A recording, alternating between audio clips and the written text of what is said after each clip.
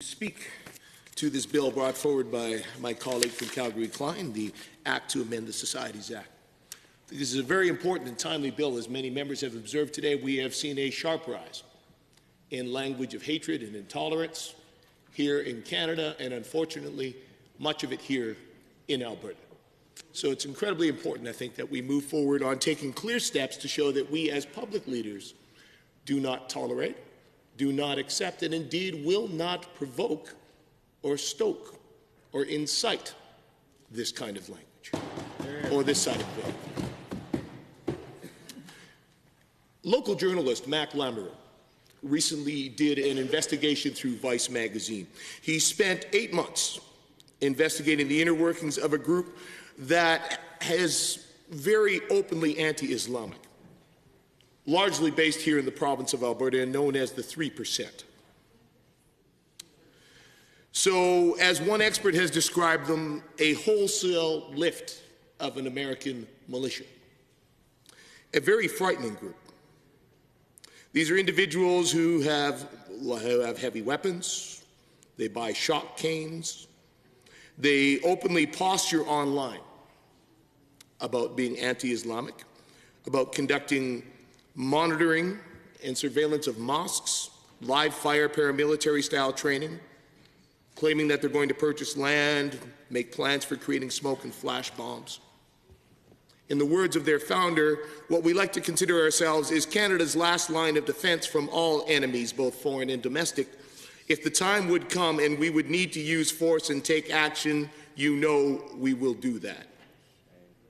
This is a group, Mr. Speaker, that took their name from an American paramilitary group which organized after Barack Obama was elected president. I'm sure their only motivation there was the fact that he was a Democrat. I'm sure that was the only objectionable thing about that particular president.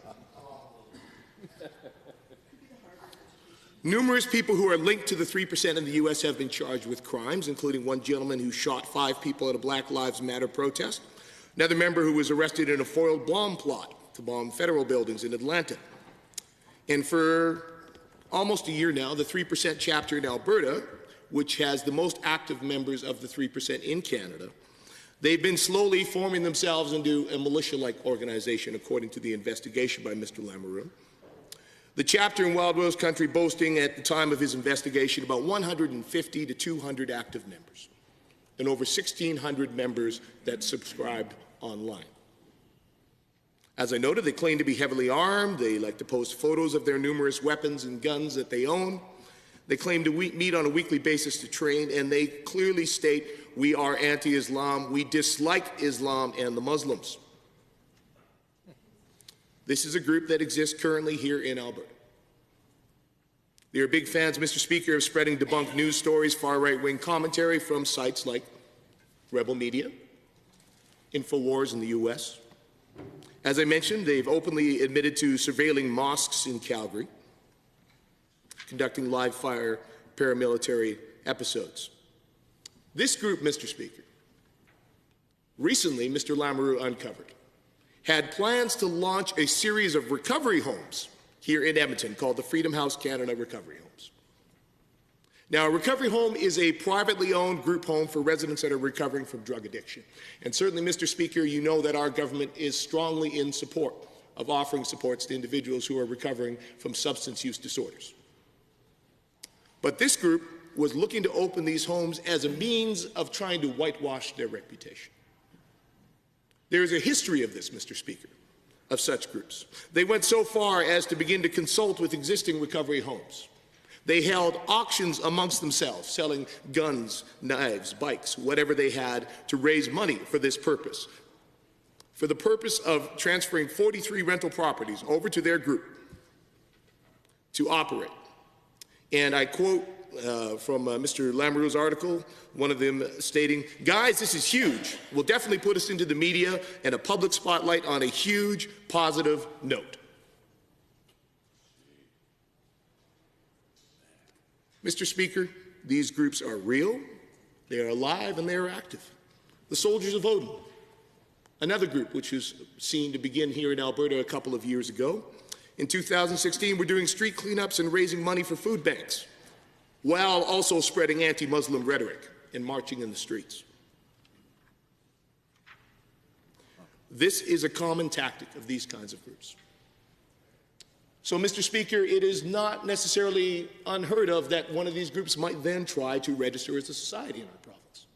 Exactly. And try to access government dollars, grants, other forms of charity, to support their cover work, to support work done in the community, to hide the fact that what they are about, Mr. Speaker, is promoting hatred and intolerance and indeed endangering the lives of Canadians.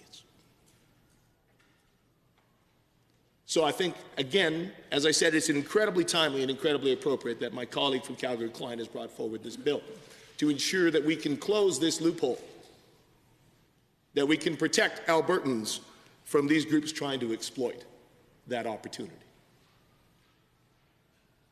Now, I appreciate what the member from Olds Dewsbury Three Hills mentioned today about not wanting this to be a partisan bill, and indeed I can understand the spirit of that, Mr. Speaker.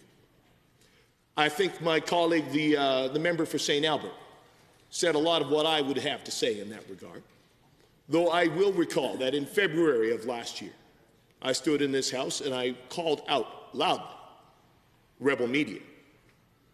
Because indeed, in my work with many people from the Muslim community here in the city of Edmonton, they told me how the types of language that they saw from that group indeed made them feel deeply uncomfortable and unsafe, and indeed targeted as Canadians.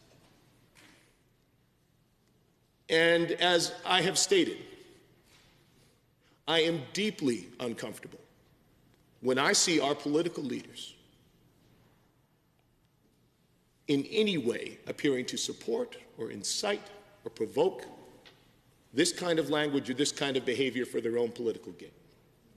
And indeed, in the last few years, Mr. Speaker, we have seen some shameful examples of that.